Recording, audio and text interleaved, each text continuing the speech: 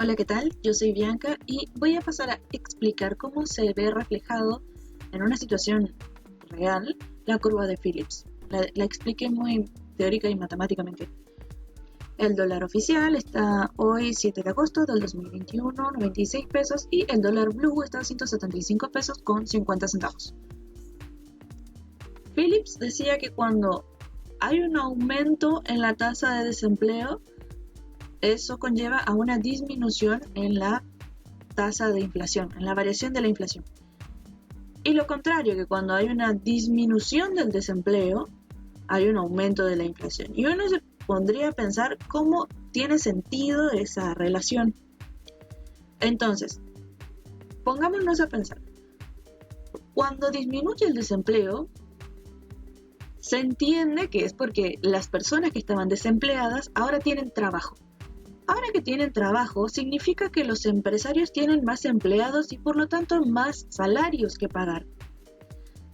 Hasta ahí se entiende. Es manejable pensar eso. Pero ¿cómo se traduce eso en un aumento de precios? Cuando los empresarios tienen más empleados, tienen más costos, que eso vendría a ser el salario de esos empleados. Cuando tienen más costos, significa que producir el bien o el servicio que están ofreciendo se hace más costoso, se hace más caro producir ese mismo bien o brindar ese mismo servicio. Entonces, para no perder su margen de ganancia, porque ese es el chiste de los empresarios, lo que deben hacer es aumentar el precio de los bienes que fabrican o producen.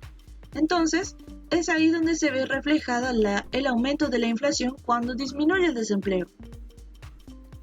Entonces, esa es una manera de verlo.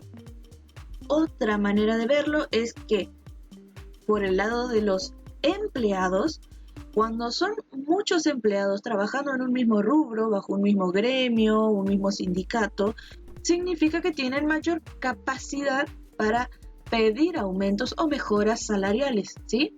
Entonces, cuando uno va y dice, somos muchos queriendo un aumento, lo mismo pasa que en el caso visto desde el punto de los empresarios.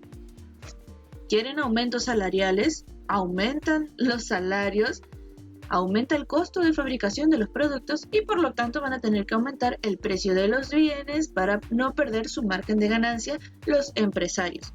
Entonces, esto podría hacer que al fin y al cabo el aumento de sueldos no compense con la variación de los precios, que sería la inflación. Esa sería la explicación de cómo funcionaría la curva de Phillips, que decía que cuando hay una disminución de la tasa de desempleo, hay un aumento en la tasa de inflación.